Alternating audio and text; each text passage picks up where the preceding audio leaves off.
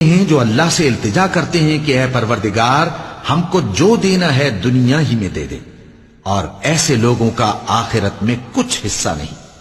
اور بعض ایسے ہیں کہ دعا کرتے ہیں کہ پروردگار ہم کو دنیا میں بھی نعمت عطا فرما اور آخرت میں بھی نعمت بخشیو اور دوزخ کے عذاب سے محفوظ رکھیو۔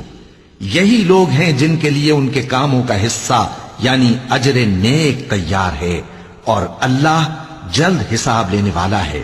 اور قیام منہ کے دنوں میں جو گنتی کے دن ہیں اللہ کو یاد کرو۔ اگر کوئی جلدی کرے اور 2 ہی دن میں چل دے تو اس پر بھی کچھ گناہ نہیں، اور جو بات تک ٹھہرا رہے اس پر بھی کچھ گناہ نہیں۔ یہ باتیں اس شخص کے لیے ہیں جو اللہ سے ڈرے، اور تم لوگ اللہ سے ڈرتے رہو اور جان رکھو کہ تم سب اس کے پاس جمع کیے جاؤ گے۔ اور کوئی شخص تو ایسا ہے جس کی گفتگو دنیا کی زندگی میں تم کو دلکش معلوم ہوتی ہے، اور وہ اپنے معافی ضمیر پر یعنی اس بات پر جو اس کے دل میں ہے اللہ کو گواہ بناتا ہے، حالانکہ وہ سخت جھگڑالو ہے۔ اور جب پیٹ پھیر کر چلا جاتا ہے تو زمین میں دوڑتا پھرتا ہے تاکہ اس میں فتنہ انگیزی کرے اور کھیتی کو برباد اور انسانوں اور حیوانوں کی نسل کو نابود کر دے، اور اللہ فتنہ انگیزی کو پسند نہیں کرتا۔ اور جب اس سے کہا جاتا ہے کہ اللہ سے خوف کر تو غرور اس کو گناہ میں پھنسا دیتا ہے، سو اس کو جہنم کافی ہے اور وہ بہت برا ٹھکانہ ہے۔ اور کوئی شخص ایسا ہے کہ اللہ کی خوشنودی حاصل کرنے کے لیے اپنی جان بیچ ڈالتا ہے، اور اللہ بندوں پر بہت مہربان ہے۔ مومنو، اسلام میں پورے داخل ہو جاؤ اور شیطان کے پیچھے نہ چلو، وہ تو تمہارا کھلا دشمن ہے۔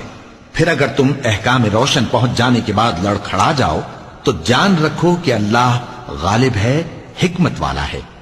کیا یہ لوگ اسی بات کے منتظر ہیں کہ ان پر اللہ کا عذاب بادل کے سائبانوں میں نازل ہو اور فرشتے بھی اتر آئیں اور کام تمام کر دیا جائے؟ اور سب کاموں کا رجوع اللہ ہی کی طرف ہے۔ اے پیغمبر، بنی اسرائیل سے پوچھو کہ ہم نے ان کو کتنی کھلی نشانیاں دیں، اور جو شخص اللہ کی نعمت کو اپنے پاس آنے کے بعد بدل دے تو اللہ سخت عذاب کرنے والا ہے۔ اور جو کافر ہیں ان کے لیے دنیا کی زندگی خوشنما کر دی گئی ہے، اور وہ مومنوں سے تمسخر کرتی ہیں، لیکن جو پرہیزگار ہیں وہ قیامت کے دن ان سے اوپر ہوں گے۔ اور اللہ جس کو چاہتا ہے بے حساب رزق دیتا ہے۔ پہلے تو سب لوگوں کا ایک ہی مذہب تھا، لیکن وہ آپس میں اختلاف کرنے لگے تو اللہ نے ان کی طرف بشارت دینے والے اور ڈر سنانے والے پیغمبر بھیجے، اور ان پر سچائی کے ساتھ کتابیں نازل کی تاکہ جن امور میں لوگ اختلاف کرتے تھے ان کا ان میں فیصلہ کر دے۔ اور اس میں